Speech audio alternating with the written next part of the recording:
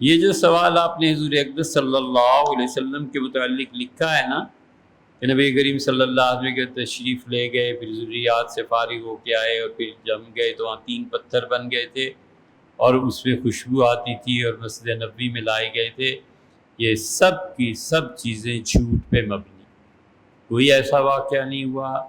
یہ سب جو جھوٹ یہ سناتے ہیں سب غلط ہے اور بڑا جھوٹ ہے۔ اس سے بدتر جھوٹ یہ بولتے ہیں کہ حضور اقدس صلی اللہ علیہ وسلم کے جسد مبارک سے یہ جو چیزیں تھیں یہ قرب قیامت میں گیس اور تیل میں تبدیل ہو جائے۔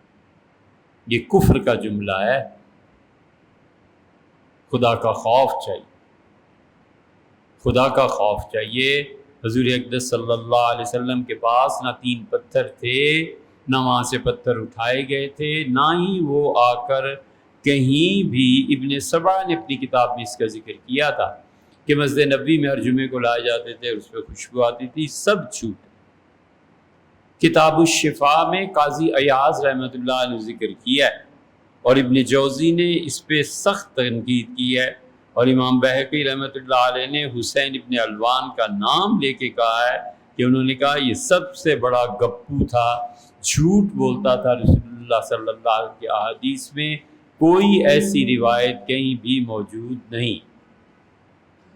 یہ جو اس سے جھوٹ گڑا ہے کہ حضور اقدس صلی اللہ علیہ وسلم صحابی تھا، یہ تھا وہ تھا، سبل الہدا والرشاد فی سیرت خیر العباد صلی اللہ علیہ وسلم، یہ آپ نے جو سوال بھیجا تھا ریکارڈ کر کے، یہ سب اس کا جواب ہے۔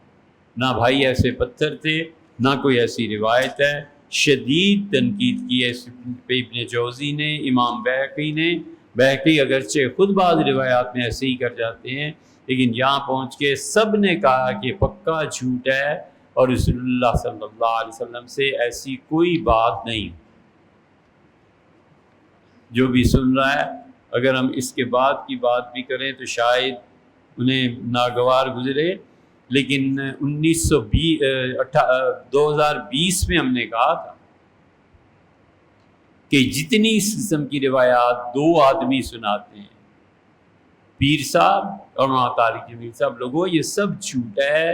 حضور صلی اللہ علیہ وسلم سے ایسی کوئی بات نہیں۔ پیر ذوالفقار صاحب نے، اب جہاز آ گیا، بحری جہاز، اور دنیا میں اتنی بڑی مچھلیاں ہیں کہ اس پہ آ کر جہاز رک جاتا ہے، مچھلی کو پتہ ہی نہیں چلتا کہ اوپر کیا ہے۔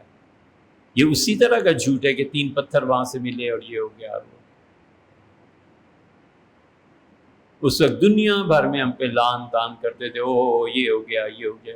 اب 5 سال ہی تو گزرے ہیں، بڑے بڑے علماء نے کہنا شروع کر دیا کہ یار یہ جھوٹ بولتے ہیں۔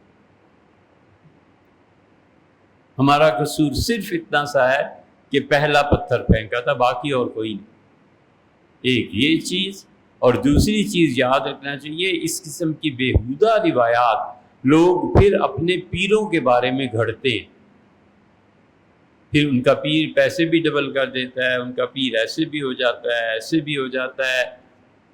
اسی لیے جو حلاج منصور تھا نا، جس کو علماء وقت نے قتل کی سزا سنائی تھی، اس کے جو مرید تھے اس حد تک گمراہی بغداد میں پھیل گئی تھی کہ کہتے تھے یہ آدمی نہیں، فرشتوں سے بھی بالا مخلوق ہے۔ کوشش کرتے تھے کہ معاذ اللہ اس کا پیشاب پی لیں، اور جو کچھ رہ گئی ہے چیز اسے خشک کر کے اس کی دھونی لیتے تھے اور کہتے تھے یہ جنت کی خوشبو سے بھی افضل۔ یوں گمراہیاں پھیلتی ہیں۔